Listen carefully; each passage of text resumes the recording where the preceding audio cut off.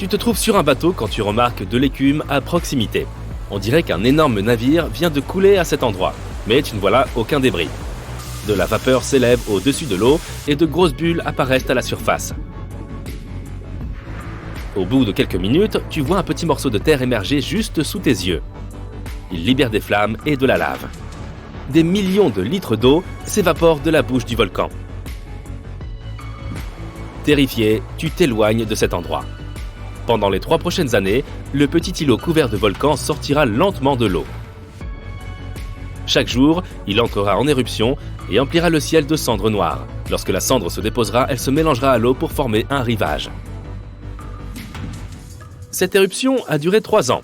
Et finalement, en 1967, l'île de Surtsey, sur la côte sud de l'Islande, était entièrement formée. Surtsey est l'une des rares îles qui est émergée des profondeurs jusqu'à la surface de la mer.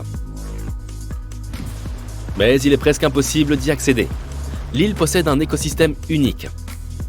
Et les chercheurs veulent découvrir comment il va se développer sans influence humaine.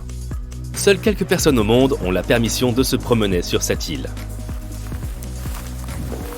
Depuis de nombreuses décennies, les esprits sont préoccupés par le mystère de l'île de Pâques. Un morceau de terre volcanique isolé, loin dans l'océan Pacifique. Mais notre planète abrite des milliers d'îles solitaires de ce genre. Qu'est-ce que celle-là a de si particulier ? Le mystère ne se cache pas dans l'île elle-même, mais dans les statues de pierre géantes qui la recouvrent. Qui a créé ces énormes têtes de pierre célèbres dans le monde entier ? Ont-elles servi à quelque chose de précis ?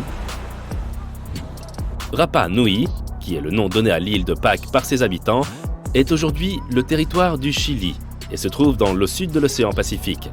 Et elle est si loin de tout que tu peux facilement la considérer comme l'un des endroits les plus reculés de la carte.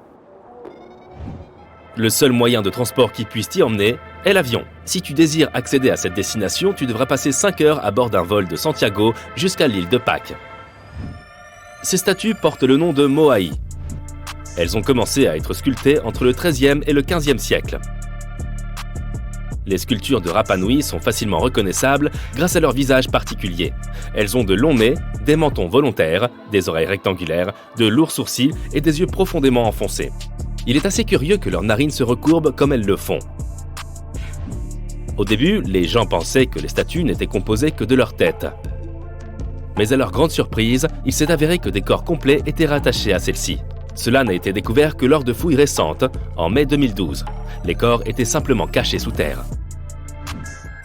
Pourtant, les têtes de ces statues, visibles au premier coup d'œil, représentent les 3/8 de la taille de chaque statue. Quant aux bras, ils sont sculptés contre les corps, reposant dans différentes positions. La plupart des statues, 834 sur les 887 recensées, ont été sculptées dans un matériau appelé tuff, qui est en fait de la cendre volcanique compressée. Curieusement, toutes les statues, à l'exception d'un groupe, sont tournées vers l'intérieur des terres, ce qui signifie qu'elles tournent le dos à l'océan. La raison en est peut-être la croyance qui voulait que ces statues soient les protectrices des villageois. C'est pourquoi elles dominent la petite colonie. Les seules sculptures qui ne correspondent pas à ce schéma se trouvent à Aou-Akivi, un lieu sacré pour le peuple de Rapa Nui. On se demande encore comment des statues d'un poids aussi conséquent ont pu être réparties sur toute l'île.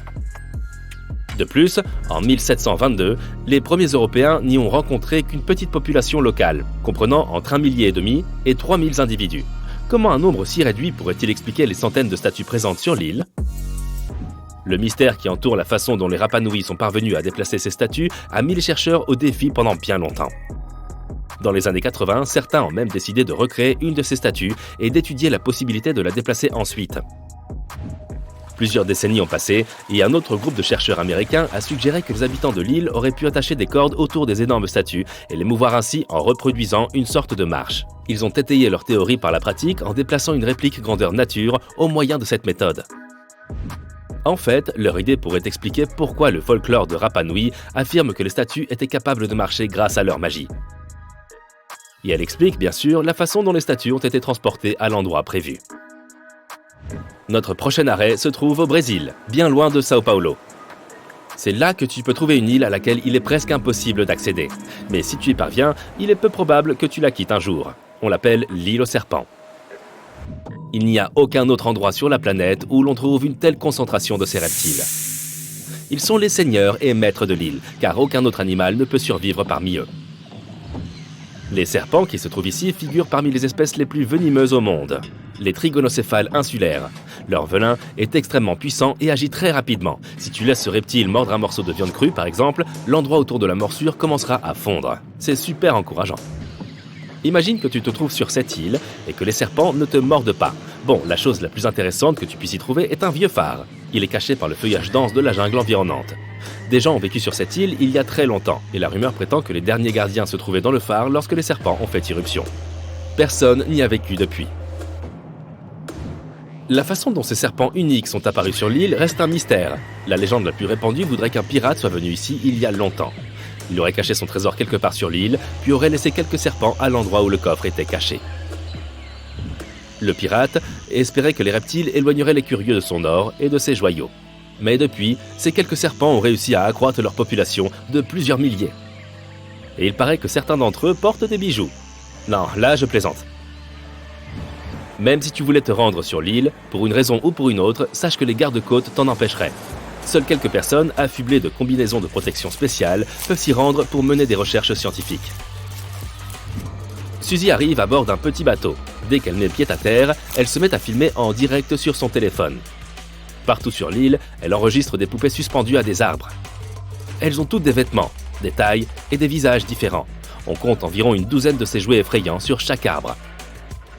La pluie et le soleil brûlant ont déformé leurs visages.